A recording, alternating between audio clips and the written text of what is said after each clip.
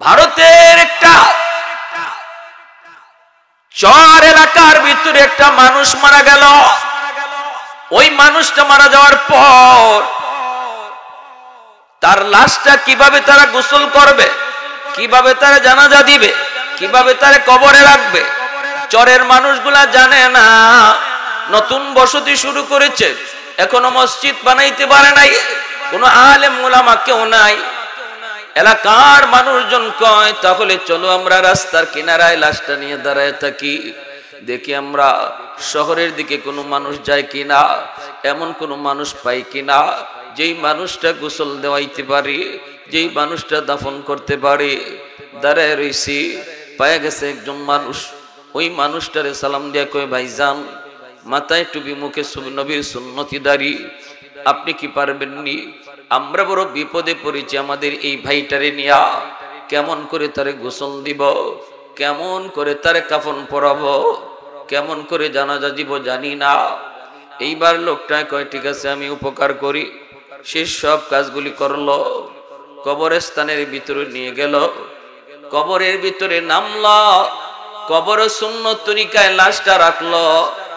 এরপরে আল্লাহর বান্দা কবর থেকে উইঠা সে তার অফিসে চলে গেল। দারোয়ান তার গেটের মধ্যে আইডি কার্ড চায়, আইডি কার্ড দেখাইতে যায়, দেখে পকেটে নাই। চিন্তায় পড়ে গেল, আমি তো ঘর থেকে আমার পরিচয় পত্র নিয়েই বের হয়েছি, পরিচয় পত্র দেখানো ব্যতীত ফ্যাক্টরিতে ঢুকতে দেওয়া হবে না, তারে চাকুরি করতে দেওয়া হবে না। চিন্তায় পড়ে গেল আল্লাহর গোলাম, তাহলে আমার পরিচয় পত্রটা কি হলো, কি হলো? হায়রে, আমি যে ওই কবরে নামছিলাম আর একটু নোয়াইয়া লাশটা কবরে রাখছিলাম, ওই সময় আমার বুকের পকেট থেকে পরিচয় পত্রটা কবরেই পড়ে গেছি। দৌড়ায় আসছে সে, দৌড়ায় আইসে দেখে মানুষজন কবর দিয়া, এই মানুষজন সবাই উঠে চলে যাইতেছে। ডাক দিয়া কয় ভাইয়ারা, আমি তোমাদের উপকার করেছি, এবার আমার একটু উপকার করো। মানুষেরা কয় কি হয়েছে? কই ঘটনা হলো এই, আমাকে একটু সুযোগ যদি দাও, কবরের পাশ দিয়া, মাথার পাশ দিয়ে আমি একটু গর্ত খনন করব, আর আমি আমার পরিচয় পত্রটা কবর থেকে বের করে আনব। মানুষেরা কয় ঠিক আছে, কোনো অসুবিধা নাই, আপনি আমাদের বহু উপকার করেছেন। কবরটা খুঁজলো, যেই মাত্র কবরের দিকে তাকায়, মাটিটা খনন করার পর যখন কবরের দিকে তাকায়, দেখে তার পুরা কবরটা নূরের আলোতে ঝলমল ঝলমল করে। শুধু কবরের ভিতর নারী যুবক, শুধু কবরের ভিতর না, পুরা এলাকাটা আলোকিত হয়ে গেল। এবং এমন একটি গ্রাম, পুরা এলাকা সুঘ্রাণে মোহিত হয়ে গেল। খবর চতুর্দিকে ছড়িয়ে গেল। দারুল উলুম দেওবন্দ থেকে দীর্ঘদিনের মুহতামিম কারি তৈয়ব সাহেব রাহিমাহুল্লাহ, ইনি বলেন খবর পেয়ে আমি নিজেও গেলাম দেখার জন্য। আল্লাহর ওলি বলেন আমি নিজেও গেলাম দেখতে, যা দেখি ওই এলাকাটা এখনো নূরের আলোতে ঝলমল করতেছি। কবরের কাছে গেলাম, যে কবরের দিকে তাকাইলাম, তাকে দিকে কবরের ভিতরে ঝলমল ঝলমল এমন ঘ্রাণ, আমি বুঝে গেলাম এটা দুনিয়ার কোনো আলো নয়, এই ঘ্রাণ দুনিয়ার কোনো আতরের ঘ্রাণ নয়, এই আলোটাও জান্নাতি আলো, ঘ্রাণটাও জান্নাতি ঘ্রাণ। এইবার আমি আল্লাহর এই বান্দার আমল কি ছিল খবর নেওয়ার জন্য তার বাড়িতে গেলাম। মেয়েটাকে জিজ্ঞেস করলাম, মা কি তোমার আব্বার নেক আমল ছিল একটু বলো। বলতেই মেয়েটা কয়, ও আল্লাহর ওয়ালি, আমার আব্বার উল্লেখযোগ্য একটা আমল আমার মনে পড়ে। আব্বা প্রতিদিন কোরআন, ওই যে তাকের উপরে দেখেন আমার মালিকের কালাম, এই কোরআন খানার নামায়া তিনি এইরকম ভাবে আল্লাহর কালাম পড়তে পারতেন না, কিন্তু প্রতিটা লাইনে লাইনে আঙ্গুল ঘুরাইতেন, আঙ্গুল ঘুরায় ঘুরায় বলতেন আল্লাহ এই লাইনে তুমি যা বলেছো আমি সব বিশ্বাস করি। সুবহানাল্লাহ। আল্লাহ এই লাইনে তুমি যা বলেছো আমি বিশ্বাস করি। এই কথা বইলে বইলে তিনি আঙ্গুল ঘুরাইতেন আর চোখের পানি জড়ায় জড়ায় কাঁদতেন, চোখের পানি জড়ায় জড়ায় তিনি কাঁদতেন। আল্লাহর ওলি বলেন আমি টান দিয়ে কোরআন খানা তাক থেকে নামাইলাম, নামায় আমি কোরআন খানা বের করলাম, বের করে দেখি আল্লাহর বান্দার আঙ্গুলের দাগ এখনো প্রতি লাইনে লাইনে আছে এবং প্রতি পৃষ্ঠায় তার চোখের পানির দাগ আছে। এ আল্লাহর গোলাম মনে রাখো, পবিত্র রমজান মাস আমাদের সামনে। কোন মাস চলতেছে? শাবান মাস। রজব মাস ঢুকলি আল্লাহর নবী দোয়া পড়তেন, আল্লাহুম্মা বারিক লানা ফি রজব ওয়া শাবান ওয়া বাল্লিগনা রমাদান। নবী রজব মাস ঢুকলেই সতর্ক করতেন, রমজান আইছে, রমজান আইছে। এই জায়গাতে রমজান, রজব গেছি গা, এখন আর শাবান চলতেছে, তাহলে তো রমজান একদম কাছে, ঠিক না? একদম কাছে। রজব আর শাবানে প্রস্তুতি নাও। রমজান হলো ইবাদতের মৌসুম, ইবাদতের মৌসুম। আল্লাহ নবী এমন ভাবে রমজানে ইবাদত করার জন্য প্রস্তুতি নিতেন, সাহাবায়ে কেরাম বলেন যেন কোমরে যেভাবে আমরা গামছা দিয়ে বাঁধি কোন কাজ করার জন্য, কোন প্রস্তুতি নেওয়ার জন্য, নবীজি এইভাবে মনে হয় আমল করার জন্য রমজানে কোমরে গামছা দিয়ে বাঁধ দিতেন। সুবহানাল্লাহ। আল্লাহ। এজন্য বলি যে যুবক যৌবনে আল্লাহর গোলামি করছে, যেই যুবক যৌবনে এরকম ভাবে কোরআন তেলাওয়াত করত, কোরআনের সাথে মহব্বত ছিল, বৃদ্ধ বয়সে যখন কোরআন তেলাওয়াত করতে পারবে না, চোখের জ্যোতি না থাকার কারণে, হরফ দেখে না দৌড়ে, তখন আল্লাহ তার আমল নামায় ওই যৌবনের তিলাওয়াতের সওয়াব জারি রেখে দিবে। সরকার যেমন পেনশন দেয়, নির্ধারিত বয়স পর্যন্ত সরকারি চাকরি করার পর বয়স যখন ওভার হয়, সরকার কয় তোমার উপরে আমি খুশি, এখন তুমি ঘরে বসা থাকো, ঘরে বসায় বসায় তোমারে বেতন দিব।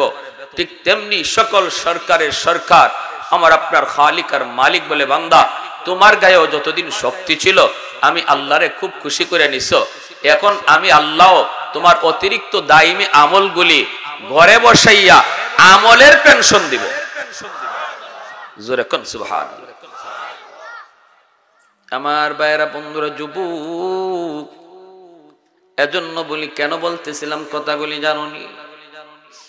কারণ হলো তোমার মতো যুবকের ইবাদতের কারণে আল্লাহ পাক আসমান টিকায় রাখছে, জমিন আল্লাহ টিকায় রাখছে। জোরে কোন সুবহানাল্লাহ। তোমার মতো যুবক, যেই যুবক যৌবনে আল্লাহর গোলামি করে, যেই যুবক যৌবনে আল্লাহকে ভয় করে, যেই যুবক যৌবনে বেয়াদবি করে না, যেই যুবক যৌবনে আল্লাহকে পাইছে, ওই যুবকের দিকে তাকাইয়া আল্লাহ আসমান জমিন টিকায় রাখছে। কেমন করে, কিভাবে কিভাবে রে যুবক? হাদিসে কুদসি আল্লাহ পাক বলে, আলা কুল্লা ইয়াউমিন ওয়াল আরদা ইস্তাজিলু রাব্বাহু ওয়াল বাহরা ইস্তাজিলু রাব্বাহু ওয়াল মালাইকাতু ইস্তাজিলু রাব্বাহু। আল্লাহ বলেন প্রতিদিন জমিন আল্লাহর কাছে আবদার করে, মালিক আর কত আমি গুনাহগারের গুনাহগুলি দেখব, ও মালিক আর কত আমি জালেমের জুলুম সইব। আল্লাহ বলে, কে কি হয়েছে বল? কয় আবতালি ইবনা আদম ফি কারি, আমি ওই জালেম গুলির আমার পেটের ভিতরে গিলে ফেলবো। কেন, কি জন্য? কইলে আন্নাহুম ইয়ারযুকু বিরিজকিকা ওয়া ইয়াসিকা, এরা তোমার দেওয়া রিজিক খায় অথচ তোমার নাফরমানি করে। ওয়া ইয়াতাকাল্লামু বিলিসানিকা ওয়া ইয়াসিকা, এরা তোমার দেওয়া জবান দিয়ে তোমার নাফরমানি করে, তোমার দেওয়া হাত দিয়ে তোমার নাফরমানি করে, তোমার দেওয়া পা দিয়ে তোমার নাফরমানি করে। আসবিরু ইলা মাতা আসবিরু, মালিক আমি জমিন আর কত এগুলা দেখব, আমি জমিন আর কত ধৈর্য ধরব। আল্লাহ বলেন শুধু জমিন নয়, জমিন নয়, সাগর মহাসাগর গুলি প্রতিনিয়ত আল্লাহর কাছে আবদার করে। ওই যে বঙ্গোপসাগর, সাগরের পারে যায় কত মানুষগুলি তারা অন্যায় করে, সাগরের পারে যায় তারা গুনাহ করে। সাগরের পানি প্রতিনিয়ত আল্লাহর কাছে আবদার করে, ও মালিক আমি সাগর আর কত অন্যায় দেখব, আর কত গুনাহগুলি দেখব, আর কত জুলুম আমি দেখব। আমি সাগরের পারে আইসা জালেম যে অন্যায় করে, অনুমতি দাও, অনুমতি দাও। ওদের গুনার কারণে জমিন নাপাক হয়ে গেছে, আমাকে তুমি একটু অনুমতি দিবানি, আমি সবগুলি নাফরমানকে ডুবাইয়া জমিন পাক বানায়া দেব। এমনি ভাবে আল্লাহ পাক রব্বুল আলামিন কয়, ফেরেশতারা পর্যন্ত আল্লাহর কাছে এরকম আবদার করে। রব্বুল আলামিন ডাক দেয়া কয়, চুপ করো, চুপ করো, এ জমিন থাম, থাম, আমার আর আমার বান্দার ভিতরে তুমি নাক গলাইতে আসবা না। আমি আল্লাহ দেখি এই জমিনে কেমন অন্যায় হয়, কেমন অত্যাচার হয়, এরপরও কেন ধরি না জানুনি? কারণ এই মানুষকে আমি আল্লাহ বড় আদর করে বানাইছি। আসমান আল্লাহ বানাইছেন কুন ফায়াকুন বইলা, জমিন আল্লাহ বানাইছেন কুন ফায়াকুন বইলা, ফেরেশতাও আল্লাহ বানাইছেন কুন ফায়াকুন বইলা। কিন্তু আমারে আপনারে আল্লাহ পাক কুন ফায়াকুন বইলা বানায় নাই। আমারে আপনারে যখন আল্লাহ বানাইছে, খালাকতু বিয়াদাইয়া, আল্লাহ বলে বান্দারে আমি তোরে বানাইছি আমার নিজের হাত দিয়া। সুবহানাল্লাহ। কারণ এই চেহারার মধ্যে এত দামি কপাল, এই কপাল দিয়া বান্দা আমার কুদরতি কদমে সেজদা দিবি। এই কপালটার এত দাম, এই কপাল ফেরেশতাদের হাতে বানাইলে হয় না, এই কপাল কুন ফায়াকুন বলল হয় না। এই কপাল আমি আল্লাহ নিজের হাতে বানাইছি। আল্লাহ পাক কয়, রে জমিন আমি আল্লাহ দেখি কেমন অন্যায় হয়, কেমন অত্যাচার হয়। যতদিন পর্যন্ত জমিনে 4 শ্রেণী থাকবে, আমি আল্লাহ জমিন টিকায় রাখব। লাউলা মাশাইখ রক্কা ওয়াশ-শাবাবু খুশশাব ওয়াল আতফালু রুদ্দা ওয়াল আনআমু রুত্তা লাজআলতুস সামাআ হাদিদা ওয়াল আরদা খাফসাফা ওয়াত তুরাবা রামাদা ওয়ামা আনজালতু মিনাস সামাই কাতরা ওয়ামা আম্বাতু মিনাল আরদি নাবাতা বাল আনজালতু আলাইকুমুল আযাবা সাব্বা। আল্লাহ পাক বলেন, এই জমিনের ভিতরে আমার কিছু বান্দা বান্দি আছে, এমন কিছু বান্দা বান্দি আছে বৃদ্ধ, চুল দাড়ি তার সাদা হয়ে গেছি, কোমরে তার ব্যথা, হাঁটুতে তার ব্যথা, সেজদা করতে আমি আল্লাহকে তার বড় কষ্ট হয়। এরপরও আমার বান্দা কষ্ট করে করে আমার কুদরতি কদমে সেজদা দেয়। তার সেজদার দিকে তাকাইলে এই জমিনের প্রতি আমি আল্লাহর মায়া লেগে যায়। ওই সাদা চুল সাদা দাড়ি মানুষটা আল্লাহর কাছে এত দামির যুবক, কখন যখন এই বয়সেও সে আল্লাহর কদমে সেজদা দেয়, চেয়ারে বসে নামাজ আদায় করতে চায় না। না না, কষ্ট হলো সে জমিনে মাথা টেকায় সেজদা দেয়। আল্লাহ পাক বলে, ওই বৃদ্ধ বান্দা বান্দি কষ্ট করে যখন আমাকে সেজদা দেয়, এই সেজদার দিকে তাকাইলে জমিনের প্রতি মায়া লেগে যায়। ওয়াশ-শাবাবু খুশশা, আল্লাহ বলেন 2 নম্বর হলো জমিনের ভিতরে এমনও কিছু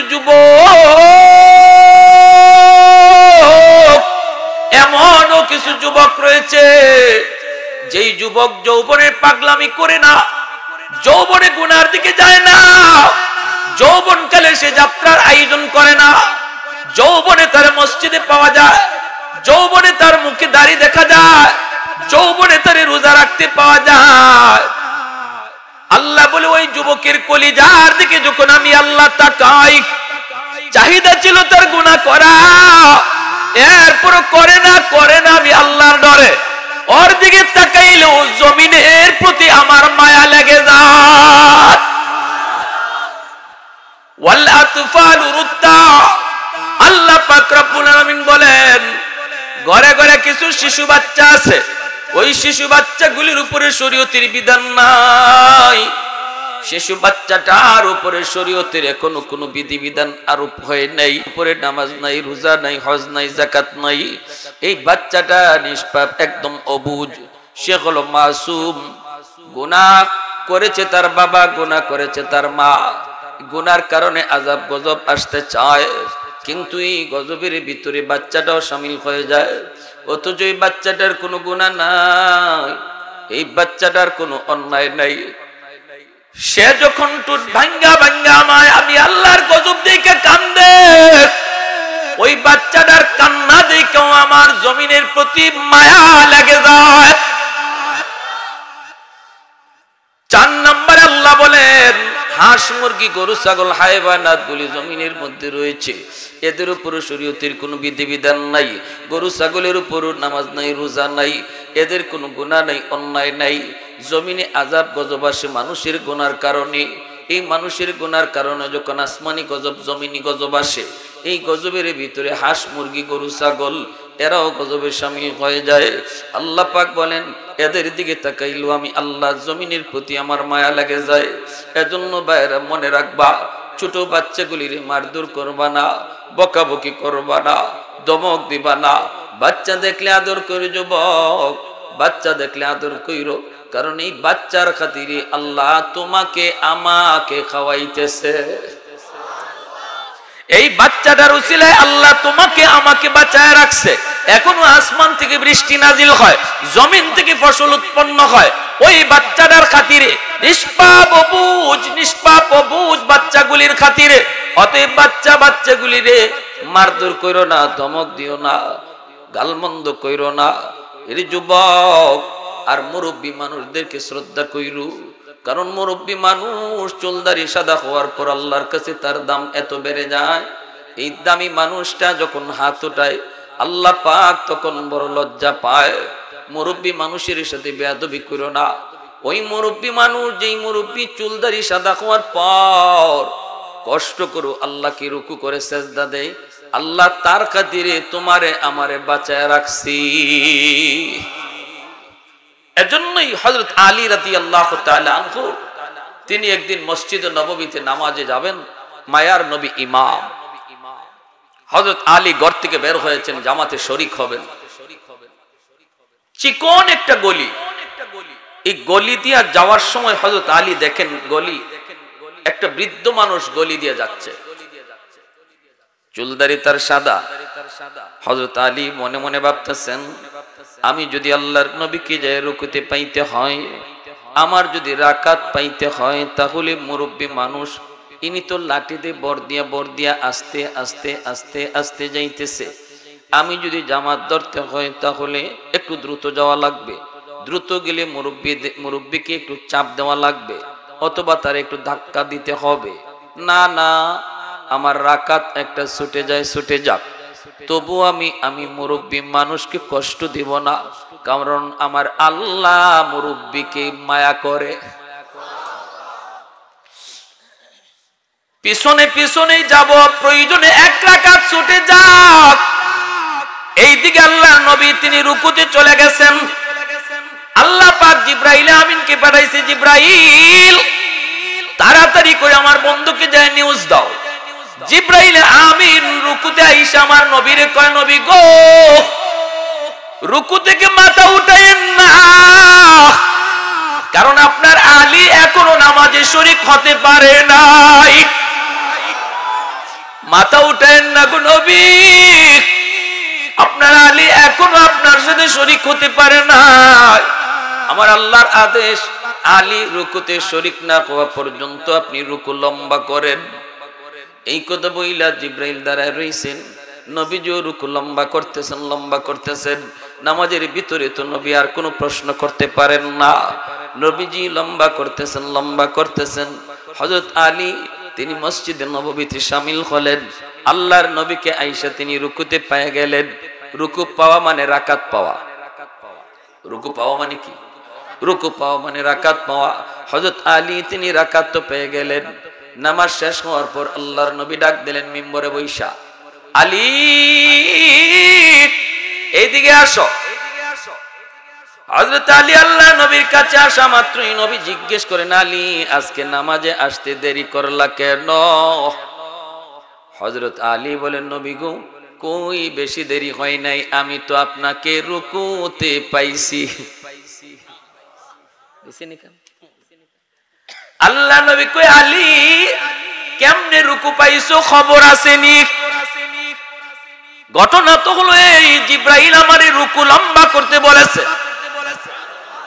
তুমি শরীক হওয়ার জন্য। ও আলী, আমি তো জিব্রাইলকে কোনো প্রশ্ন করি নাই, কিন্তু নামাজের ভিতরে আমার গুসা তোমার উপরে উঠছে, কেন তুমি আজকে দেরি করলা? তোমার কারণে আজকে আমার রুকু লম্বা করতে হলো। কি হয়েছিল রে আলী, একটু খুলে কও। এই কথা বলতেই হযরত আলী অবাক হয়ে গেলেন আর বলেন, নবী গো এত বড় কাণ্ড বইটা গেছে আমি ভাবতে পারি নাই গো নবী। ও গো নবীজি, আমি ঘর থেকে বের হয়েছি নির্দিষ্ট টাইমে, সময় মতো বের হয়েছি, কিন্তু গলিতে আসা মাত্র দেখি একজন মুরব্বী মানুষ, চুল দাড়ি তার সাদা। এই মুরব্বী মানুষকে সম্মান করতে যায় আমি তার পিছনে পিছনে আসছি, আমি তার গায়ে টাচ করি নাই, আমি তার গায়ে টাচ করি নাই। আল্লাহর নবী রহমতের নবী তখন চোখ দিয়ে পানি ধরছি।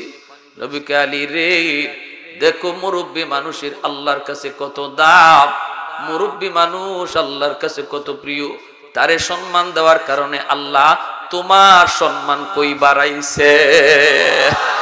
हैदार तेरा नाम से इस्लाम रहेगा,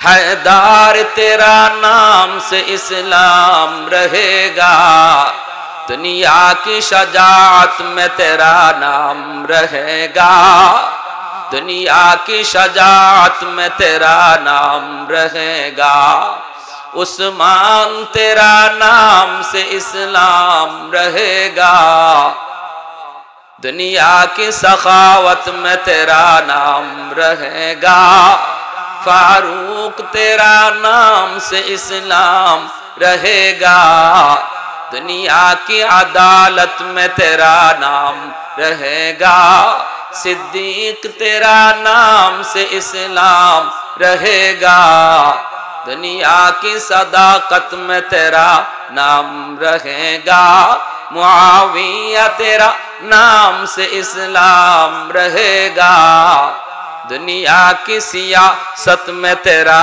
नाम रहेगा। अल्लाहु अकबर, अरे कुजरे अल्लाहु अकबर।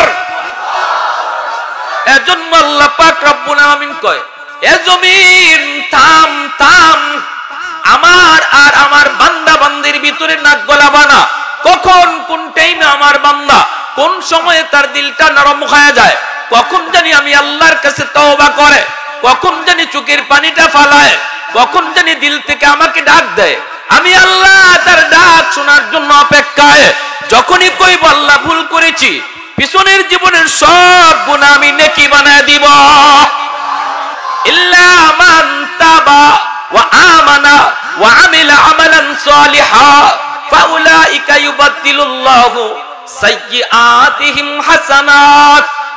আল্লাহ পাক রব্বুল আলামিন কয়, যখনই আমার বান্দা দিলে দিলে তওবা করে, তওবা এমপির কাছে যায় করতে হয় না, চেয়ারম্যানের কাছে যায় করতে হয় না, ইমাম সাহেবের হাত ধুইরাও করা লাগে না, তওবা নিজে নিজেই করা যায়। তওবা করতে মুখ দিয়ে আওয়াজও করা লাগে না। দিলে দিলে যদি আমি বলি, মালিক যা করেছি ভুল করেছি আর করব না, চোখের সামনে বন্ধু কবরে শুয়ে গেল, চোখের সামনে খেলার সাথী কবরে শুয়ে রইল, চোখের সামনে মায়ার মানুষটা কবরে শুয়ে রইল। আল্লাহ জানি না কখন আমার সামনে মালাকুল মউত আজরাইলের সাক্ষাৎ হয়। আল্লাহ আমি যা করেছি ভুল করেছি গো মালিক। এ যুবক বলো না দেখি, আগের মতো মুরব্বী কি সমাজে আর দেখা যায়? কেন? কারণ হলো মানুষ মুরব্বী হওয়ার বয়স পায় না, যৌবনেই কবরের ডাক চলে আয়, চুলদারি পাকবার টাইম পাই না আমরা, গড়ায়ু কমে এসেছে, গড়ায়ু কমে এসেছে। অতএব কোন ভরসায় তুমি এখনো মসজিদ থেকে দূরের গোলাম? কোন ভরসায় তুমি এখনো নাফরমানিতে লিপ্ত? কোন ভরসায় তুমি এখনো ঘুমাইতে গেলে এশার নামাজটা না পড়ে ঘুমাও? বলো না, এই রাত তোমার জীবনের শেষ রাত কিনা? এই খবর তুমি তো জানো না। ওই দিনও আমার মসজিদের পাশে একটা যুবক টেইলার মানুষ টেইলারি করলো, সকালবেলা মানুষ গেল কাপড় আনার জন্য, যাইয়া তারা ডাকতেছি অথচ দরজা খুলে না। টাটকা যুবক দোকানের ভিতর থেকে মোবাইলের গানের আওয়াজ, শাটার ভাঙ্গা ভিতরে ঢুকলো, টুইকে দেখি মোবাইলে গান বাজে। সারা রাত টেইলারি কাম করেছে আর লাশটা মেশিনের সামনে পড়ে রইছে। তুমি যে রাতের অন্ধকারে ঘুমাইবার সময় ইয়ারফোন লাগায় গান শুনে ঘুমাও, বলো না ওই রাত যদি তোমার জীবনের শেষ রাত হয়, মালাকুল মউত আজরাইল যদি আয়েশা তোমাকে দেখে, মালাকুল মউত আজরাইল যদি আয়েশা তোমারে দেখে তুমি গান শোনো, তুমি কোনো অশ্লীল ছবি দেখো, বলো না ঈমান কি তখন সাথে যাইব? হারাম কাজে লিপ্ত থাকা অবস্থায় কারোর সাথে ঈমান থাকে না। আল্লাহর নবী বলে লা ইয়াজনি জানি হিনা ইয়াজনি ওয়া হুয়া মুমিন, যে মানুষটা হারাম কাজে লিপ্ত থাকে, জিনা করে জিনা করা অবস্থায়, মদখোর মদ খাওয়া অবস্থায়, চুরি করা অবস্থায়, তার কাছে ঈমান থাকে না, মাথার উপরে ঈমান ঝুলতে থাকে। যখনই সে গুনাহ থেকে নিজের ফারেক করে তখন ঈমান তার মধ্যে আবার প্রবেশ করে। বলো না তুমি কোন ভরসায় কোন সাহসে তুমি এই কামটা করতেছ? এই কাম এই অন্যায় কাজ করে ঘুমাইতেছ। যদি আজরাইল এই রাতেই তোমার জান কবজ করার জন্য আসে, মুসলমানের ঘরে জন্ম নিয়েও ঈমান সাথে নিয়ে যাওয়া যাবে। এজন্য বলতেছি আল্লাহ কই জমিন আমার বান্দা বান্দি দিনে তওবা করবে, আমি দিনে কবুল করব, রাতে তওবা করবে, রাতে কবুল করব, সকালে তওবা করবে, সকালে কবুল। শুধু কবুল তা না, তার পিছনের সব গুনাহ মাফ কইরা, গুনাহ যদি পাহাড় পরিমাণ হয়, গুনাহ যদি পাহাড় পরিমাণ হয়, পাহাড় পরিমাণ নেকি আল্লাহ বানায় দিবে। গুনাহ যদি সাগর পরিমাণ হয়, সাগর পরিমাণ নেকি আল্লাহ বানায় দিবে। ইল্লা মান তাবা ওয়া আমানা ওয়া আমিলা আমালান সালিহা ফাউলাইকা ইউবাদদিলুল্লাহু সাইয়্যাতিহিম হাসানাত। আল্লাহ নিজে ঘোষণা দিয়েছেন তওবাকারীর তওবার কারণে আল্লাহ পাক আমলনামার গুনাহগুলিকে আল্লাহ নেকি দ্বারা বদলায় দেয়। তাহলে গুনাহ যত বেশি, তওবার কারণে তত নেকিও হয়ে যায় তত বেশি, ঠিক না? গুনাহ যদি নেকি হয়ে যায় তাহলে যার যত গুনাহ আছে, বেশি যদি গুনাহ হয় তো বেশি নেকিও তো হয়ে গেল। এজন্যই আত-তাইবু মিনাজ যামবি কামান লা যামবা লা, ও কামা ক্বালা নবী আলাইহিস সালাম, নবী যে বলেছেন তওবাকারী আমলনামায় কোনো গুনাহই থাকে না।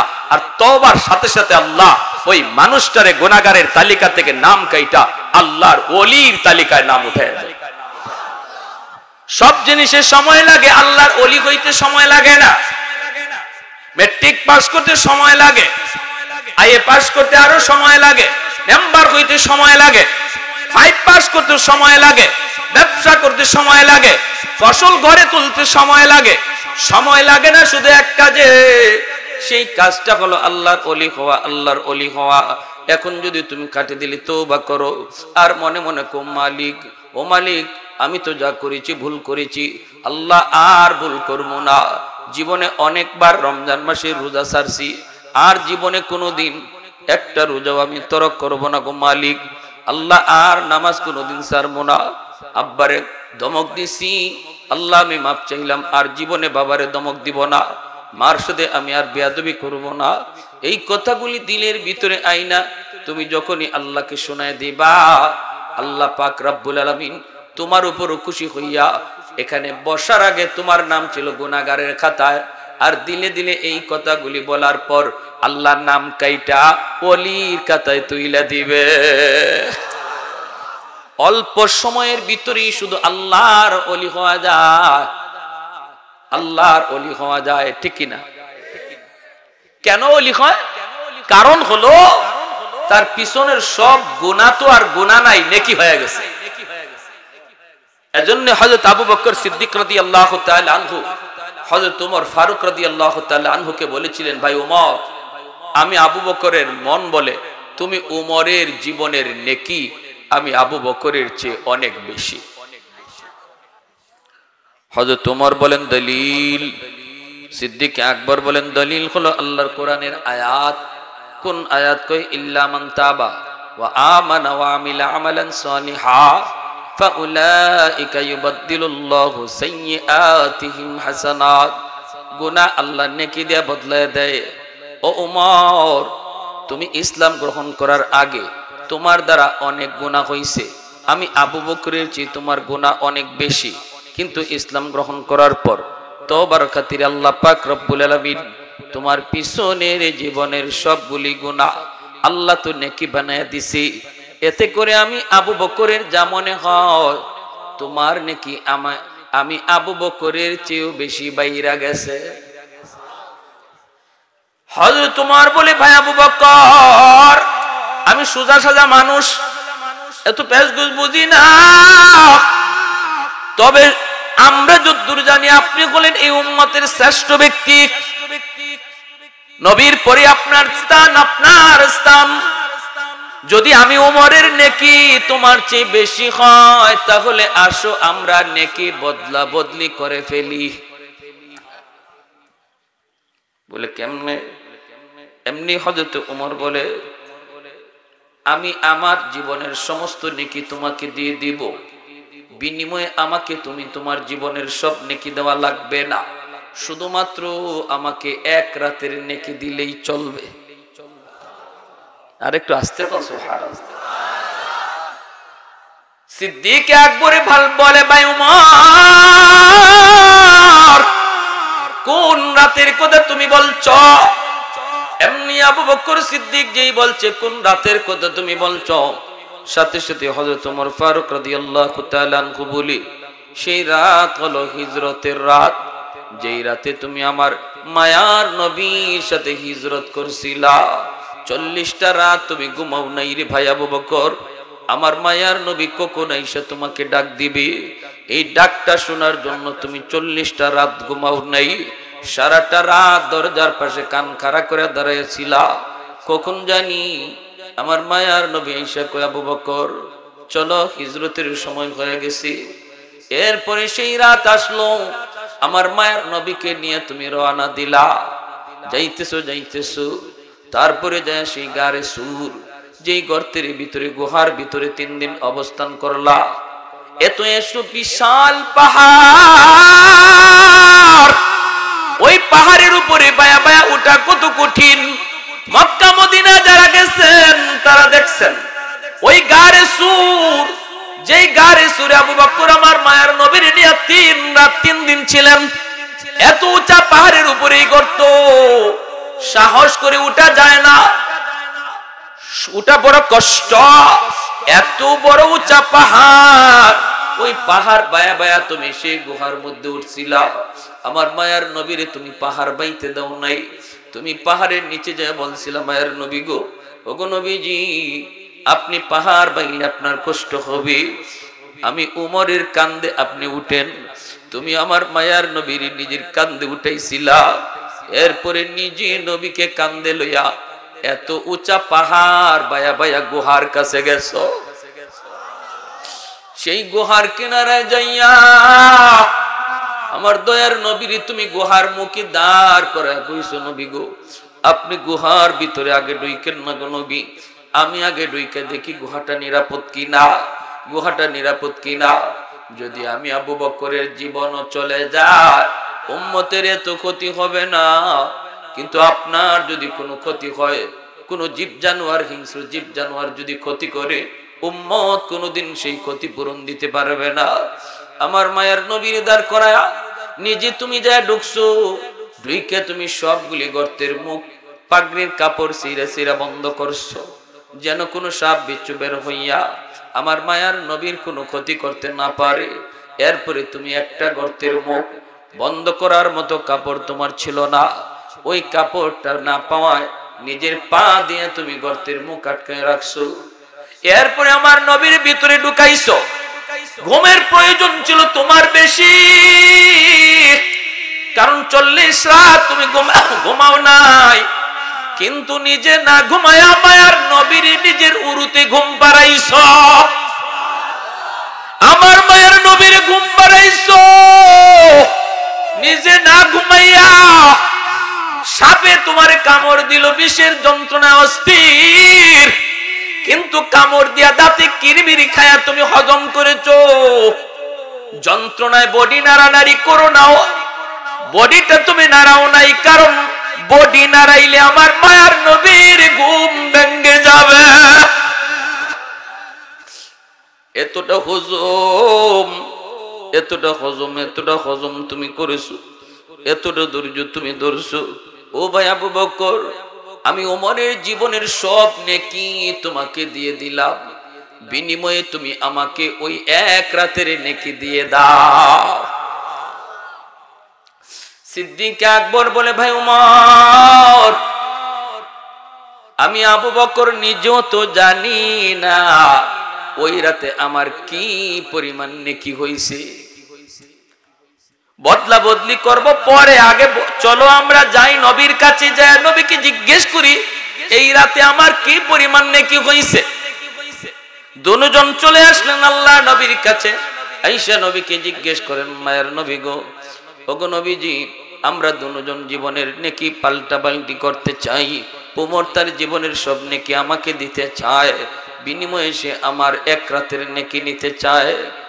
আমি নিজেও জানি না ওই রাতে আমার কি পরিমাণ নেকি হয়েছে, আপনার কাছে জানতে এসেছি গো নবী। নবী বলেন, আবু বকর কোন রাত? সিদ্দিক বলেন, সেই রাত হলো আপনার সঙ্গে হিজরতের রাত। এই কথা বলতেই মায়ার নবী কয়, আবু বকর, বদলাইবা কি বদলাইবা না, পাল্টা পাল্টি করবা কি না? আমি নবী কোনো মত দিব না, আমি কোনো পরামর্শ দিব না, কারণ দুজন আমার নবীর বড় মায়ার। নবী কোন সিদ্ধান্ত দিবেন আর কে খুশি হয় কে বেজার হয়, এজন্য নবী কয় না, আমি কোনো সিদ্ধান্ত দেব না, সিদ্ধান্ত তোমাদের। দুজন হলেন মায়ার নবীর ডান হাত বাম হাত, নবীর পরম বন্ধু। আজও আমার নবী রওজায়ে আতহারে দুই বন্ধুকে নিয়ে চিরনিদ্রায় শুয়ে আছেন। আজও মদিনার রওজায়ে আতহারে আমার নবীর পাশে আবু বকর সিদ্দিক আর হযরত ওমর ফারুক রাদিয়াল্লাহু তাআলা আনহুমা। এজন্য নবী কয়, আমি সিদ্ধান্ত দেব না, তবে যেই কথা তুমি জানতে চেয়েছো ওই রাতে তোমার কি পরিমাণ নেকি হয়েছে, এই কথাটা আমি তোমারে বলতে পারি রে আবু বকর। শোনো তাহলে, শুধু ওমরের জীবনের নেকি না, গোটা উম্মতের নেকি যদি এক পাল্লায় রাখা হয় আর তোমার এক রাতের নেকি এক পাল্লায় রাখা হয়, তোমার পাল্লা ভারী হয়ে যাবে। আল্লাহু আকবার। এজন্য রে যুবক, একটু দিলটা নরম করে কথাগুলি শোনো। এই জায়গায় বসে যদি তুমি দিলে দিলে নিয়ত করো, মালিক আমি আর জীবনে গুনাহ করব না, আর জীবনে তোমারে নারাজ করব না, আল্লাহ পাক মুহূর্তের ভিতরে তোমার নাম গুনাহগারের তালিকা থেকে কাইটা ওলির খাতায় লিখবে। কেন? কারণ তোমার পিছনের জীবনে আর গুনাহ নাই। শুধু তা না, গুনাহগুলি নেকি দ্বারা বদলানোর কারণে নেকি ও ডাবলের ডাবল হয়ে গেছে। সুবহানাল্লাহ। তাহলে তওবার এত দাম, ঠিক কিনা জোরে কোন? হ্যাঁ, জুন্নুন মিসরি রাহমাতুল্লাহি আলাইহি। অসুবিধা হইতেছে আপনাদের? কি ভাই অসুবিধা হইতেছে? শাইখে গাজীনগরী রাহমাতুল্লাহি আলাইহি, শাইখে বাগা, শাইখে কৌরিয়া, শাইখে কাতিয়া, আল্লাহর ওলিরা, তারা প্রত্যেকেই আল্লাহর ওলির খাতায় নাম লেখাইছেন যৌবনকালে। এজন্য বয়স যত বাড়ছে আল্লাহ মর্যাদা তত বাড়াইয়া দিয়েছে। যখনই একজন মানুষ যৌবনে আল্লাহকে গোলামি করবে, আল্লাহরে ভয় করবে, তখন বয়স যত বাড়বে মানুষের কাছে দাম কমবে, মানুষে তার ইজ্জত দিতে চাইব না, কিন্তু আল্লাহ তার ইজ্জত বাড়াইয়া দেবে। আর আল্লাহ যার ইজ্জত বাড়ায় মানুষের কাছে ইজ্জত বাইরে যায়, ঠিক কি না? যে লোকের যৌবনে ইবাদত নাই সে বুড়া হইলে কোনো দাম নাই, আর যে যুবকের যৌবনে ইবাদত আছে বুড়া হইলে পরে আল্লাহ তার ইজ্জত বাড়ায়। শুধু বাড়ায় না, দেখেন না আহমদ শফি রহমতুল্লাহি আলাইহি কয়জনে চিনতাম, বুড়া বয়সে তাম দুনিয়া চিনলো, ঠিক কিনা জোরে কর? তাম দুনিয়া চিনলো, তাম দুনিয়া চিনলো, তাম দুনিয়া চিনলো। প্যারে হাজিরিন, এজন্য বলতেছি জুন্নুন মিসরি আল্লাহর বহুত বড় একজন বুজুর্গ। ইনি নদীর পার দিয়ে হাঁটতেছেন, আর দেখেন একটা বিচ্ছু, খুব বিষাক্ত একটা বিচ্ছু নদীর পারে দাঁড়ায় রয়েছে। বিচ্ছুরা নদী পার হতে চায়, কিন্তু কেমন করে নদী পার হবে? নৌকা নাই, খেয়া নাই, কিছুই নাই। আল্লাহর ওলি জুন্নুন মিসরি দাঁড়ায় রইলেন। দেখি বিচ্ছুটা কেমন করে নদী পার হয়। করে দেখেন পানির নিচ থেকে একটা কচ্ছপ পানির উপরে উঠলো, ভাসতে ভাসতে নদীর কিনারায় পৌঁছলো, আর বিচ্ছুটা লাফ দিয়া কচ্ছপের পিঠে বসলো। কচ্ছপ নিজে খেয়া হইয়া বিচ্ছুটাকে নদী পার কইরা দিল। এই দৃশ্য দেখে জুন্নুন মিসরি কয়, আল্লাহ তুমি তোমার কুদরতে বিচ্ছুরে নদী পার করা দিছো, আমারও তো নদী পার হতে মন চায়, কিন্তু কেমন করে নদী পার হব? আল্লাহ নদীতে কোনো নৌকা নাই, কোনো খেয়া নাই। আল্লাহ আমারও মন চায় নদী পার হতে, আমিও দেখতে চাই বিচ্ছুটা কই যায়, কেন তুমি নদী পার করায় দিছো বিচ্ছুরে? আল্লাহ পাক তার অলির অন্তরে ইলহাম করলেন, হাতের জায়নামাজ পানিতে বিছায়া দাও, জায়নামাজে বসে পড়ো, আমি আল্লাহ জায়নামাজে বসে নদী পার করায় দেব। এই ক্ষমতা আল্লাহর আছে না নাই? মানুষ যা পারে না পারে কে? মানুষ যা দেখে না দেখে কে? মানুষ যা শুনে না শুনে কে? এ যুবক, রাতের অন্ধকারে কেউ তোমারে দেখে না, দেখেন কে? এ যুবক, মা দেখলো না, বাবা দেখলো না, উস্তাদে দেখলো না, চেয়ারম্যানে দেখলো না, মেম্বারে দেখলো না, দেখলো কে? আরেকটু জোরে কেউ দেখলো কে?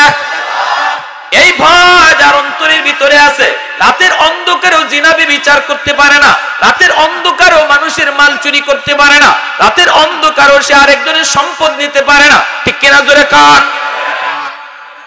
জুন্নুন মিসরি আল্লাহর ওলি নদী পার হয়ে গেলেন, জায়নামাজে বসে বসে নদী পার হয়ে গেলেন। তিনি বিচ্ছুর পিছনে পিছনে যাইতেছেন, আর শুধু লক্ষ্য করেন বিচ্ছু কোন দিকে যায়। হঠাৎ করে দেখেন হাওরের মাঝখানে একটা গাছ, গাছের নিচে একটা যুবক মনের আনন্দে ঘুমাইতেছি। এ যুবক, একটু দিলটা নরম করে কথাটা শোনো, এত দূর থেকে এসেছি শুধু তোমার কলিজায় কিছু কথা দেওয়ার জন্য। যদি এই মাহফিল থেকে অন্তত দিলটা নরম করে উঠতে পারো, আমাদের আশাটাও সার্থক, তোমাদের মাহফিল আয়োজন করাটাও সার্থক। আল্লাহর ওলি তিনি তাকায় দেখেন যুবক গাছের নিচে ঘুমায়, বিচ্ছুটা ওই যুবকের দিকেই যাইতেছে দ্রুত। তিনিও বিচ্ছুর পিছনে পিছনে গেলেন, যায় দেখেন মাথার পাশেই একটা বিষাক্ত সাপ ফনা ধরে আছে, যে কোনো মুহূর্তে যুবককে দংশন করবে, যে কোনো মুহূর্তে যুবককে কামড় দিবে। এমনি বিচ্ছুটা যাইয়া আর দেরি করলো না, লাফ দিয়া সাপের মাথায় উঠলো, ওইটাই সাপটারে কামড় দিল। সাপের কামড় খাইয়া, সাপ বিচ্ছুর কামড় খাইয়া মুহূর্তের মধ্যেই সাপটা মারা গেল। আল্লাহু আকবার। সাপ আইছিল যুবকের ক্ষতি করতে, আল্লাহ যুবককে বাঁচাইছে তার কুদরতে, ঠিক না? ঠিক না? আল্লাহর ওলি কই, যুবক, ও যুবক, ঘুম থেকে উঠো। কি নেক আমল তুমি করেছো যার কারণে যৌবনে আল্লাহর ওলির খাতায় নাম? কি নেক আমল করেছো যার কারণে আল্লাহ তোমার উপরে খুশি? যুবক চোখের পানি সেইরা কান্দের, আল্লাহর ওলি, আমি হলাম একজন রাখাল, আমি মানুষের উট রাখালি করি, দুম্বা রাখালি করি, সারাদিন হাওরে জঙ্গলে আমি থাকি গরু ছাগল লইয়া। কিন্তু যেখানে আমি থাকি না কেন গো, যখনই আজান আমার কানে আসে, সাথে সাথে আমি জঙ্গলে থাকলে জঙ্গলেই নামাজে দাঁড়ায় যায়, হাওরে থাকলে হাওরেই নামাজে দাঁড়ায় যাই। আল্লাহর গোলাম, অনেকে এখানে আছেন, আপনারা কৃষক, কৃষিক্ষেত করেন, ফজরের সময় আপনি বের হন, আপনার জমি জমায়, ফজরের আজানটা আপনার কানে আসে, এরপর অনেক ভাই ফজরের নামাজ না পড়ে জমিতে চইলা যা। আল্লাহ পাক রব্বুল আলামিন কুদরতে কলিজায় কেমন ব্যথা লাগে জানুনি? আল্লাহকে বান্দারি ফুঞ্জি দিলাম আমি আল্লাহ তোরে, সুস্থ দুইটা হাত আমি আল্লাহর দেওয়া ফুঞ্জি, সুস্থ দুইটা পা আমি আল্লাহর দেওয়া পুঞ্জি, সুস্থ দুইটা চোখ আমি আল্লাহর দেওয়া পুঞ্জি, সুস্থ একটা বিবেক আমি আল্লাহর দেওয়া পুঞ্জি। আমার দেওয়া পুঞ্জি দিয়ে তুই আমার ডিউটি পালন করলি না, আরেকজনের ডিউটি পালন করতে গেলি। আল্লাহ কষ্ট পায়, আল্লাহ কষ্ট পায়। আল্লাহ ডাক দেয়, ইয়া আইয়ুহাল ইনসান মা গাররাকা বিরাব্বিকাল কারীম। বান্দা তোরে কে আমি আল্লাহ থেকে ভুলাইয়া দিল, বান্দারে কে তোরে আমি আল্লাহ থেকে তো ভুলাইয়া দিল। মায়ের পেটে আমি আল্লাহ তোরে পাললাম, আমি খাওয়াইলাম। তোর দাঁত ছিল না, আমি আল্লাহ তোরে দাঁত দিলাম। তোর মুখ ছিল কিন্তু খাইতে পারতি না, আমি আল্লাহ তোরে খাওয়ার শক্তি দিলাম। কান ছিল, সব কথা শুনতি না, আমি আল্লাহ তোরে শোনার ক্ষমতা দিলাম। হাত ছিল, ধরার ক্ষমতা ছিল না, আমি আল্লাহ তোরে ওই শক্তি দিলাম। পা ছিল, হাঁটার ক্ষমতা ছিল না, আমি আল্লাহ তোরে হাঁটার ক্ষমতা দিলাম। আজ তোরে কে আমি আল্লাহ থেকে ভুলাইয়া নিল? কোন জিনিস তোকে আমার থেকে ভুলাইয়া দিল? এই বইল আল্লাহ বান্দার পিছনে পিছনে কুদরতি হাতে ডাকে, বান্দা যাইস না, যাইস না, আয় আমি আল্লাহর কদমে দুইটা সেজদা দিয়া যা। দুইটা রাকাত ফজরের নামাজটা পড়ে তুই হাওরে যা। যখনই তুমি ফজরের নামাজটা পড়া তুমি হাওরে গেলা, আল্লাহ তোমার উপরে খুশি হয়ে গেছে। কারণ আল্লাহ নিজে কইছে, বান্দা ফজরের নামাজটা পড়ছো, এখন তুমি বের হয়ে যাও। ফাইদা কুদিয়াতিস সালাত ফান্তাশিরু ফিল আরদ ওয়াবতাগু মিন ফাদলিল্লাহ। আমার বিধান ফরজ আদায় করেছো, এইবার তুমি জমিতে যাও, বাজারে যাও, দোকানে যাও, চাকরির টেবিলে যাও, রিজিক অন্বেষণ করো। আল্লাহর হুকুম মানতে তুমি জমিতে গেছো, জমিতে যায় তুমি জমির কাম শুরু করেছো, নিয়ত করেছো আল্লাহ জোহরের আজান হলে আবার জমির আইলেই নামাজে দাঁড়ায় যাব। যখনই তুমি ফজর পইরা জোহরের নামাজটাও তুমি জমির আইলে দাঁড়ায় গেছো, আল্লাহ পাক ফেরেশতাদেরকে কয়, ফেরেশতারা তাকায় দেখ, আমার বান্দা এত ব্যস্ততার ভিতরে আমি আল্লাহর হুকুম বলে না। দেখ দেখ, আমি আল্লাহ তোদেরকে পেট দেই নাই, আমি তোদেরকে বিবি বাচ্চা দেই নাই, এজন্য তোদের জমি জমা করা লাগে না। তোমরা ফেরেশতারা 24 ঘন্টা আমার জিকির করো, কারণ তোমাদের বউ বাচ্চা নাই, তোমাদের পেট নাই, খাওয়ানো লাগে না। আমি আমার বান্দারে পেট দিছি, খাওয়ানোর চাহিদা তার আছে, বিবি বাচ্চার জিম্মাদারি আছে। এত জিম্মাদারি থাকার পরেও দেখ আমার বান্দা আমাকে ভুলে নাই। অতএব ফজর থেকে নিয়ে জোহর পর্যন্ত যতটুকু সময় সে জমিতে কাম করছে, এতটুকু সময় নফল তাসবির ভিতরে ঢুকায়া দাও। তোমরা যতক্ষণ তাসবিহ জপো, এইভাবে আমার বান্দার টাইমটারও তাসবিহ জপার ভিতরে ঢুকায় দাও, নফল বন্দেগীর ভিতরে ঢুকায় দাও। অতএব আমার ভাই, জমি জমার কাম কইরো তুমি আল্লাহর ওলি হইতে পারবা, জমি জমার কাম কইরো আল্লাহর ওলি হইতে পারবা। শুধুমাত্র আরেকজনের জমির আইল কাইটো না, আইল কাইটো না, আরেকজনের ফানি নিজের জমিতে নিও না। আল্লাহরে ভয় কইরো। ফানি নেওয়ার সময় কেউ দেখলো না, দেখলেন কে? আরে কুজুরে বলো কে? এতটুকু অন্যায়ের কারণে তুমি আল্লাহরে নারাজ করে ফেলেছো। শুধুমাত্র আল্লাহর ভয় অন্তরে নিয়ে যদি চলতার, নাম ছিল ওলির খাতায়। না যুবক, এমনটা কইরো না। আইল কাইটা তুমি হয়তো 100 টাকা জমি নিলা, 7 তবক জমিন আল্লাহ হাসরের মাঠে তোমার গলায় লটকাইয়া দিব। 10টা দুনিয়ার সমান জান্নাত তুমি হাতছাড়া করবা। এক জাররা পরিমাণ মাটির জন্য 10 দুনিয়ার সমান জান্নাত তুমি হাতছাড়া করতেছো। এ বুদ্ধিমান না বোকা? এজন্য রে যুবক, জুলকারনাইন আর তোমর तमाम দুনিয়ার বাদশা ছিলেন, तमाम দুনিয়ার বাদশা। মৃত্যুর সময় কয়, আমাকে তোমরা কবরে যখন নিয়ে যাবা, কাফনের বাহিরে আমার 2টা হাত বের করে রাখো। মানুষেরা কয়, কেন, কি জন্য? দুনিয়ার মানুষে মেসেজ দিতে চাই, আমি দুনিয়ার বাদশা ছিলাম, কিন্তু কবরে যাইতেছি খালি হাতে, কবরে যাইতেছি খালি হাতে। এই মেসেজটা আমি দিতে চাই। এজন্য ভাই, কেউ কোনোদিন কারো জমি দখল করো না। শক্তি দিয়া, ক্ষমতা দিয়া, গোষ্ঠীর বড়াই দিয়া দুর্বলের উপরে কোনোদিন জুলুম করো না। বহুত বড় নিয়ামত তুমি হারাইবা সামান্য কিছু পাওয়ার জন্য। বৃহৎ তোমার পাওয়া হাতছাড়া হয়ে যাবে। ভাইরা, বন্ধুরা, যুবক ডাক দেয়া কো, আল্লাহর ওয়ালি, আমি হাওরে থাকলেও হাওরে নামাজে দাঁড়ায় যাই, আর এখন যখন ঘুমাইতে যাব, গাছের নিচে যখন আমি ঘুমাইতে যাব, তখন আল্লাহকে ডাক দিয়া কই, মালিক ঘর থেকে বের হওয়ার সময় আমি আল্লাহর নাম লইয়া বের হই। তুমিও যখন ঘর থেকে বের হবা এই দোয়াটা পড়বা, বিসমিল্লাহি তাওয়াক্কালতু আলাল্লাহ লা হাওলা ওয়ালা কুওয়াতা ইল্লা বিল্লাহিল আলিয়্যিল আযীম। আল্লাহ তোমার উপর ভরসা করে বের হলাম। যখনই তুমি আল্লাহর উপর ভরসা করে ঘর থেকে বের হবা, বিসমিল্লাহ বইলা আল্লাহ কই, বান্দা আমার উপর তুমি ভরসা করছো, এখন তোমার নিরাপত্তাও আমি আল্লাহর জিম্মাদারি। ওমাই ইয়াতাওয়াক্কাল আলাল্লাহ ফাহুয়া হাসবু। আল্লাহ বলে যে আমার উপর 100 ভরসা রাখে, আমি আল্লাহ তার সাথে 100 লেনদেন করি। আমাদের ভরসাই তো আল্লাহর উপরে 100 নাই, 100 পারি না, করতেই পারি না, সন্দেহ থাকতেই যায়। যে মানুষ ইয়াকিনের সাথে আল্লাহর উপর ভরসা নিয়ে চলে, আল্লাহর সাথে আল্লাহ তার সাথে ওই রকমই ব্যবহার করে। সুবহানাল্লাহি ওয়া বিহামদিহি সুবহানাল্লাহিল আযীম। তাহলে ভরসা করব কার উপর? আরো জোরে বলেন, কার উপর? ঘর থেকে বের হবো কার নাম লইয়া? কার নামে? আল্লাহর নামে। যুবক, আমি যখন ঘুমাইতে যাব তখন কইতেছি, আল্লাহ আমি ক্লান্ত পরিশ্রান্ত, আমি একটু আরাম করব, কিন্তু মালিক কোন ভরসা আরাম করি? আল্লাহ কোন তো আমার এখানে তো কেউ নাই, আপন বলতে কেউ নাই, যদি বিপদ আপদ আয় বাঁচাইবার কোনো লোক নাই। আল্লাহ তোমার উপর ভরসা করে আমি ঘুমাইলাম। এই বইলে আমি ঘুমাইছিলাম। আল্লাহর ওলি জুন্নুন মিসরি কয়, তুমি যে আল্লাহর উপরে 100 ভরসা করে ঘুমাইছো, এজন্য আল্লাহ তোমাকে 100 নিরাপত্তা দিছে।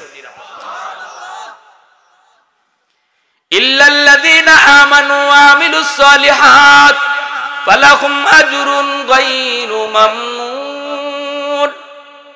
এজন্য আল্লাহ পাক রব্বুল আলামিন কয়, তুমি যখন যৌবনে ইবাদত করবা না, যৌবনে তুমি যেইভাবে এইভাবে খুশি চলছো, যা খুশি তা করছো, ক্ষমতার বাহাদুরি দেখাইছো, মানুষের উপরে জুলুম করেছো, মসজিদে তোমারে পাওয়া গেছে না, অন্যায় কাজে তোমারে দেখা গেছে, বয়স যখন বাড়বে মানুষ তোমারে কোনো দাম দিবে না, বউ তোমারে দাম দিবে না, সন্তান তোমারে দাম দিবে না, মানুষও কইব মিয়া আস্তে কথা কও, এখন আর আগের মতো শক্তি নাই, এত পাওয়ার দেখাও না, বউ কইব তুমি কথা কম কও, বুড়া হয়ে গেছো কম বুঝো, পোলায় কইব আব্বা তুমি কথা কম কও, আগের মতো তোমার বুঝ নাই।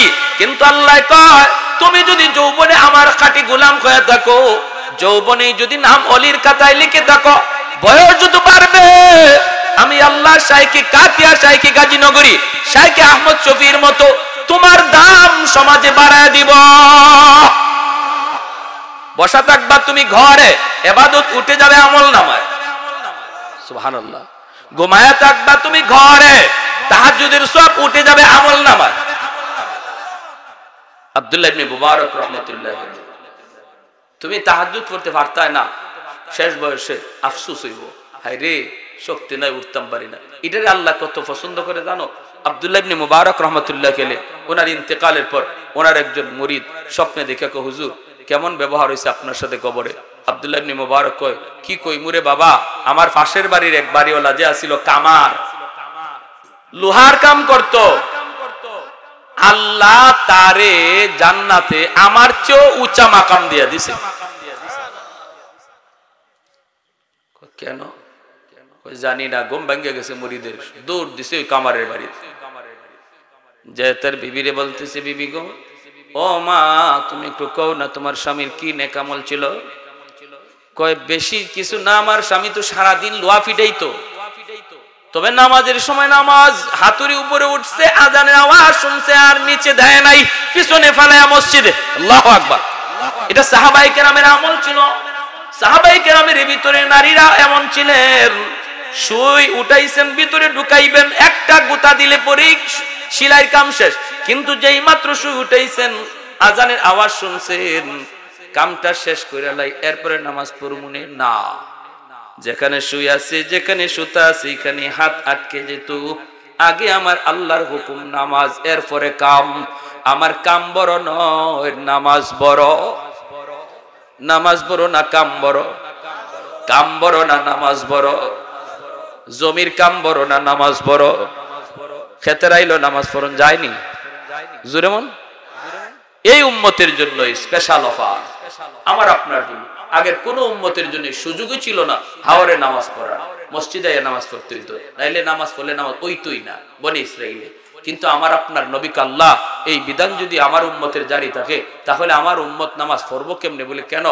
আমি নবী চলে আসবো, এরপরে আর কোনো নবী আসবে না, নবুয়তির এই জিম্মাদারি, দাওয়াতের কাজের জিম্মাদারি আমার উম্মত পালন করবে। এই দাওয়াতের কাজ লইয়া বাংলাদেশ থেকে আফ্রিকা যাইব, আফ্রিকা থেকে বাংলাদেশে আইব, কেউ বিমানে উঠবো, কেউ জাহাজে উঠবো দিনের দাওয়াতের কাজে। ওই সময় যদি গড়ের এলাকার মসজিদে নামাজ পড়তে হয়, সে জাহাজ থেকে নামাজ পড়বো কেমনে? আল্লাহ আমার উম্মতের জন্য বিধান আসান করো। এমনি আল্লাহকে বন্ধু যাও, তোমার উম্মতের জন্য সারা দুনিয়ারে আমি মসজিদ বানিয়ে দিছি। জমিতে নামাজ পড়বে, জমির আইলে নামাজ পড়বে, ওই জায়গাটারে আমি আল্লাহ মসজিদ হিসাবে কবুল করে নিব। যেখানে নামাজে দাঁড়াইবে ওই জায়গাটাই মসজিদ হিসাবে কবুল করে নিব। এটা শুধু তোমার আমার জন্য এই সুযোগ। বলো না এরপরও যদি আমি আর তুমি নামাজ না পড়ি, কিয়ামতের ময়দানে আল্লাহর সামনে কেমনে মুখ দেখাবো? আল্লাহ যদি কই বান্দারে এত আসান করে দিলাম তোর জন্য নামাজের বিধানটা, যেখানে আসো সেখানেই নামাজ পড়ার সুযোগ তোর ছিল, আগের উম্মতের এমন তো সুযোগ ছিল না, এরপরও কেন নামাজ পড়লি না? একটু বলো, আল্লাহর সামনে মুখ দেখানো যাবে? মুখ দেখানো যাবে? যুবক দেখাইবার কোনো উপায় নাই। তো আব্দুল্লাহ ইবনে মুবারক রাহমাতুল্লাহি আলাইহি এই কথা বলার পর তখন ওনার মুরিদ গেছে, যায় কইতেছে মাগো কি আমল ছিল? তখন কইতেছে আমার স্বামী সারাদিন কামারের কাম কইরা, লোহার ফিটাফিটি কইরা বাড়িতে যখন বিকালে আসতো, এশার নামাজটা পড়েই উনি ঘুমাই যেত। তাহাজ্জুদের সময় ঘুম ভাঙতো ঠিক, জানালা দিয়া দেখতো আব্দুল্লাহ ইবনে মুবারক তাহাজ্জুদের নামাজ পড়ে। তখন আমি দেখতাম আমার স্বামী চোখের পানি ধরে কাঁদতো আর কইতো মালিক আমারও তাহাজ্জুদের নামাজ পড়তে মন চায়। তোমার ওয়ালি আব্দুল্লাহ দেখো কেমন করে সেই খুশুসি টাইমে তোমারে সেজদা দিয়ে তোমারে ডাকতেছে, গো মালিক আমারও মন চায় তাহাজ্জুদ পড়ার, কিন্তু উঠতে পারি না, সারা শরীরে আমার ব্যথা। আল্লাহ আল্লাহ তুমি আমারে এজন্য পাকড়াও কইরো না। এই কথা বইলা আমার স্বামী চোখের পানি জড়ায় কাঁদতো। আল্লাহ পাক রব্বুল আলামিন তার ওই আফসোসটারে আল্লাহ এত কবুল করা করছে, আব্দুল্লাহ ইবনে মুবারক তাহাজ্জুদ পড়েও যেই সওয়াব পাইছে, এই লোক ঘুমায় তাইকেও এর চেয়ে বেশি সওয়াব আল্লাহ দিয়া দিছে। তাহলে আমি আপনি অন্তরের ভিতরে সেই জজবা রাখা লাগবে, তলব রাখা লাগবে রে ভাই। এক ওয়াক্ত নামাজ যদি তোমার কোনো কারণে কাজা হয়ে যায়, দিলের ভিতরে ব্যথা লাগতে হবে, হায় রে আমার নামাজটা কাজা হয়ে গেল, হায় রে আমার দ্বারা এই গুনাহটা হয়ে গেল। গুনাহ হওয়ার পর যদি অন্তরের ভিতরে অস্থিরতা জন্ম নেয়, একটু বেচাইনি বাবায়, বুঝবা তোমার ইমানটা খাঁটি ইমান, মজবুত ইমান, আল্লাহ তোমারে পছন্দ করে। আর যদি গুনাহ করার পরে তোমার অন্তরে কোনো ভাবই আসে না, পেরেশানি আসে না, বোঝা গেল ইমান নিবে নিবে অবস্থা। আমার ভাইরা, এজন্য যৌবনে আল্লাহর বন্দেগী করা দরকার আসেনি না নাই? আর একটু জোরে কোন আসেনি না নাই? যৌবন কালে আল্লাহর ওলির খাতায় নাম লেখাইতে কারা কারা তৈয়ার? হাত উঠে আল্লাহকে দেখান। আল্লাহ তুমি কবুল করো, জোরে বলি আমিন, আরো জোরে বলি আমিন। আল্লাহ ওই যুবকগুলি যদি জমিনে না থাকতো, আসমান আমি লোহা বানায় দিতাম, জমিন আমি তামা বানায় দিতাম, এক ফোঁটা রহমতের বৃষ্টি আসমান থেকে নাজিল হতো না, আর একটা শস্যের দানাও জমিন থেকে উঠতো না, যদি ওই যুবকগুলি এখনো জমিনে না থাকতো, যারা যৌবনে আমি আল্লাহরে ভয় করে, তাদের খাতিরে এখনো আসমান থেকে বৃষ্টি পড়ে, জমিন থেকে ফসল উঠে। যেরকম সুবহানাল্লাহ। পারবো না ইনশাআল্লাহ? আল্লাহ আমাদের সবাইকে কবুল করো, মঞ্জুর করো। বিশেষ করে আজকের এই মাহফিলকে আল্লাহ কবুল করো। এলাকার জন্য, গোটা এলাকার জন্য যুবকদের এই মাহফিলকে হেদায়েতের উসিলা বানাও। আমিন। ওয়া আখির দাওয়ানা আলহামদুলিল্লাহি রাব্বিল আলামিন।